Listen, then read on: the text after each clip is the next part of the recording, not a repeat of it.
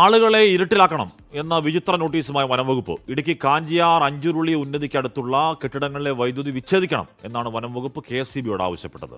വനംവകുപ്പിന്റെ നടപടിയിൽ പ്രതിഷേധം ശക്തമായിരിക്കുകയാണ്. കൈവശ ഭൂമിയിൽ വീട് വെച്ച് താമസിക്കുന്ന കുടുംബങ്ങൾക്ക് 10 വർഷത്തിലധികമായി വൈദ്യുതി കണക്ഷനുണ്ട്.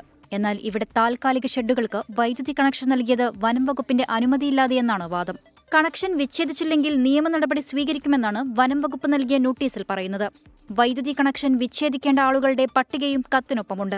അന്നിവിടെ റേഞ്ച് ഓഫീസറൊക്കെ ഉണ്ടല്ലോ, ആ റേഞ്ച് ഓഫീസർ വേണം അതിന് മറുപടി പറയാൻ. ഷെഡ് കെട്ടി കയറിയതാണോ, എങ്ങനെയാണ് നമ്മളിവിടെ വന്നതെന്നുള്ളത്.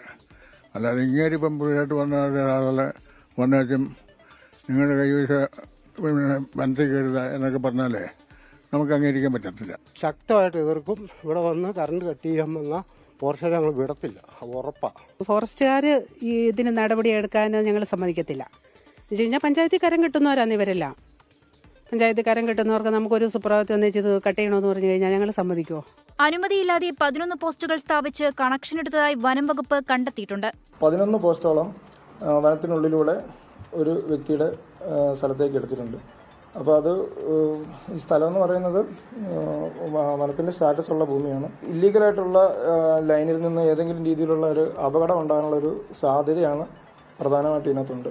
അപ്പോൾ അത് ലീഗലൈസ് ചെയ്യുക.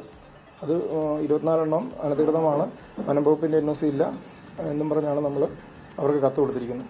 ഒരാളുടെ ബന്ധുക്കളുടെ പേരിൽ 11 കണക്ഷൻ ഉള്ളതായും വനംവകുപ്പ് കണ്ടെത്തിയിട്ടുണ്ട്. വനംവകുപ്പിന്റെ നടപടിക്കെതിരെ പ്രതിഷേധം ശക്തമാണ്. 24 ഇടുക്കി.